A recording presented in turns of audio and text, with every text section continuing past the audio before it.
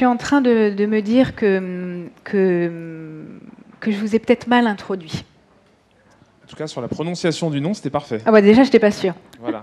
Déjà, c'était la première épreuve. Voilà. Et ensuite, en fait, ce sera une espèce de suspense. Si tout le monde lit la newsletter de CB News le matin, tout le monde sait qui vous êtes, ce que vous faites chez Infinity Advertising. Et pour les autres, vous pouvez peut-être le rappeler.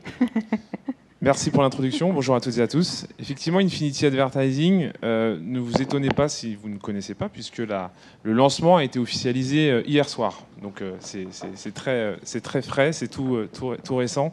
Infinity Advertising, c'est une structure qui se positionne sur le marché du retail média, sur la verticale alimentaire, hygiène, beauté, et qui est le fruit du mariage entre le groupe Casino et Intermarché.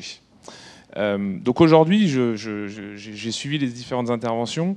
Il y a eu énormément de sujets sur le plaisir gustatif, le plaisir de préparer, de partager un bon repas. Moi, je voulais aborder aussi une autre transformation qui a eu lieu, c'est aussi le plaisir qui est avant la préparation, la dégustation du repas. Et donc pour ces sujets-là, je voulais d'abord revenir sur une pièce qui est centrale pour la famille, pour n'importe qui est la cuisine. Et que ce lieu, finalement, de la cuisine, il est devenu il était déjà présent depuis toujours pour créer dans la famille une discussion, créer un échange. Mais derrière, il y a quelque chose qui s'est vraiment renforcé pendant cette pandémie, c'est la partie de préparation de repas faits maison. Et ça, c'est un vrai point. Donc là, on voit 82% des Français pensent que cette pièce est le lieu central et le lieu privilégié pour créer des relations familiales. Et donc cette pandémie, il y a eu un retour aussi à la préparation, on va dire, homemade, le fait de faire soi-même des bons repas. On avait plus de temps, on avait envie aussi de les partager. Et ça, ce plaisir qu'on a retrouvé à manger ensemble, à prendre le temps de préparer, il a été aussi renforcé par cette pandémie qui a aussi eu un impact sur la façon dont on faisait ses courses. Et ça, c'est nouveau, et c'est un changement, vous allez voir, qui va s'inscrire dans la durée. Durant cette pandémie, on a eu un afflux de nouveaux clients sur un nouveau mode de consommation qui est le drive, mais aussi sur la livraison à domicile. Et donc, ça a donné lieu aussi à de nouveaux acteurs qui sont arrivés sur le marché français. Et ce qui est important, ce chiffre qui est fort de progression de 45% des dépenses sur le drive, qui est une vraie spécificité en France, c'est que ces habitudes de consommation, elles ont duré même après la pandémie. Donc ces chiffres de croissance, ces recrutements qui ont été réalisés pendant la pandémie, on les a gardés sur ce premier semestre 2021. Et donc on a des Français qui ont massivement adhéré à ce nouveau type de course, notamment grâce à une expérience client qui a été optimisée. Il y a eu beaucoup de progression. Il y a certaines analyses qui disent que finalement, en 3 mois de pandémie, on a gagné 2 ans sur ces marchés de la livraison à domicile et du drive. C'est aussi le fait d'avoir un aspect logistique qui a été forcément automatisé, robotisé, et puis le développement qu'on voit aussi en 2021 qui s'accélère sur ce qu'on appelle la livraison express.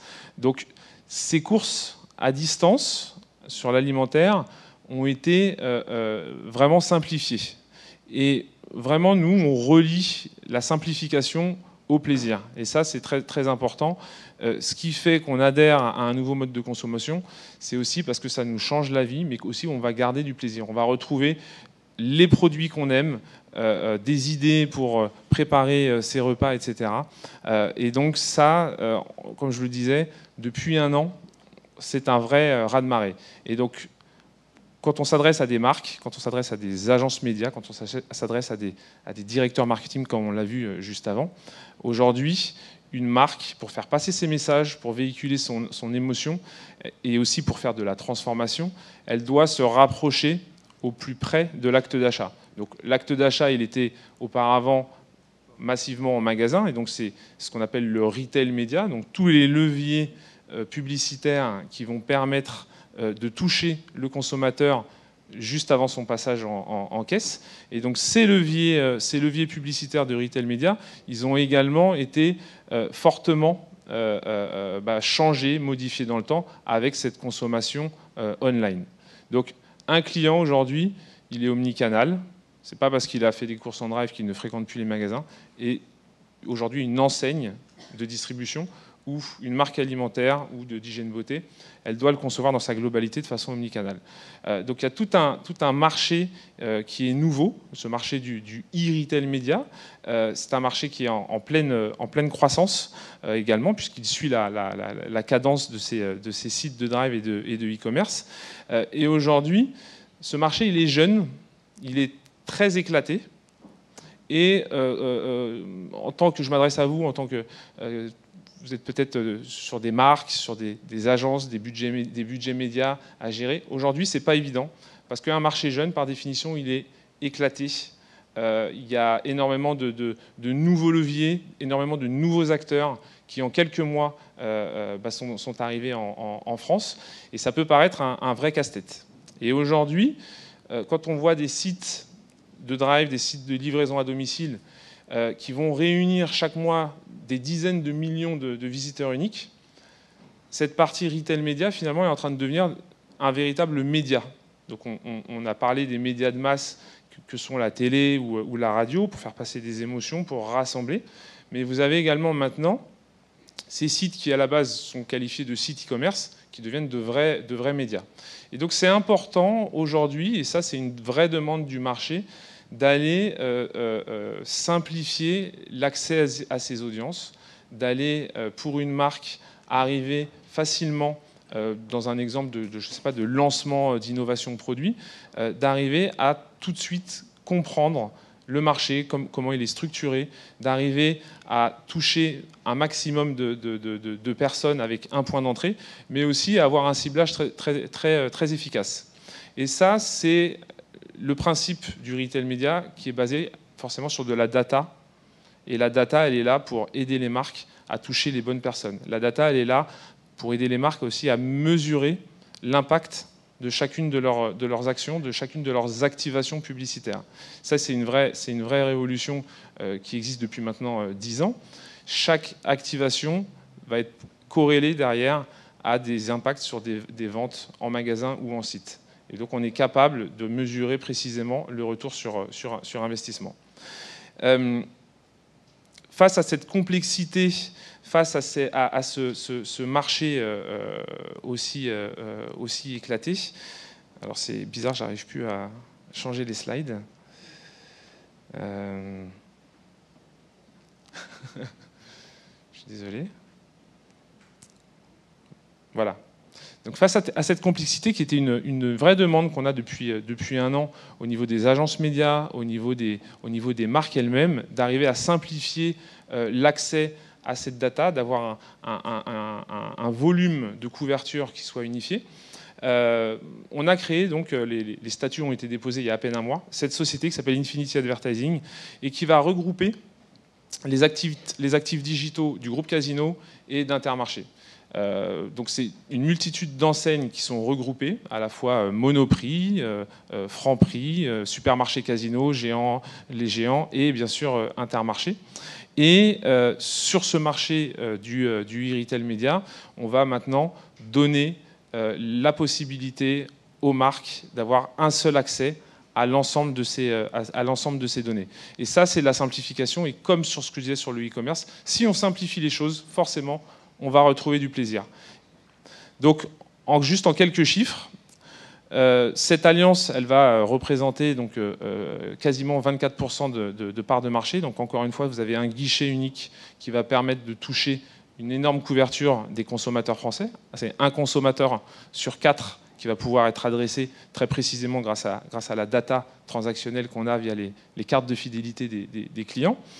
Une couverture sur ce marché naissant du drive qui est encore une fois unique. 41,5% des magasins drive qui sont couverts. Et donc cette fameuse carte base d'encartés digitaux qui vont pouvoir être activés en publicité, donc de pouvoir cibler précisément.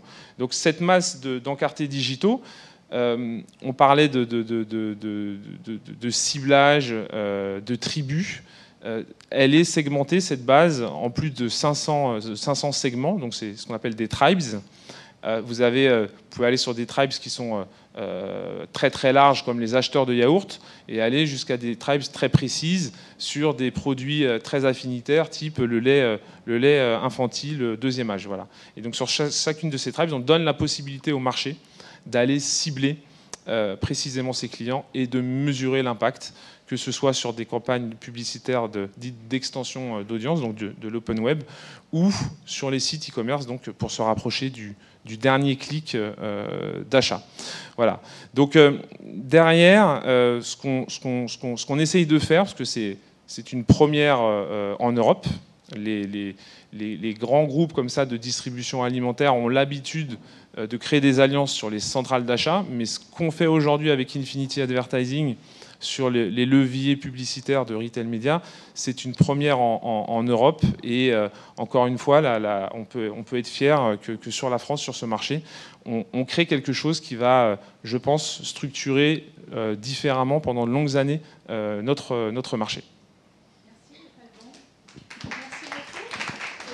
Ça marche plus non plus pour moi, si ça y est, ça remarche. Merci aussi d'avoir été là au premier jour de votre vie, du coup, puisque c'est officiel depuis hier, c'est ça? Tout à fait. Donc une première, et on a eu la chance d'être avec vous pour le premier jour.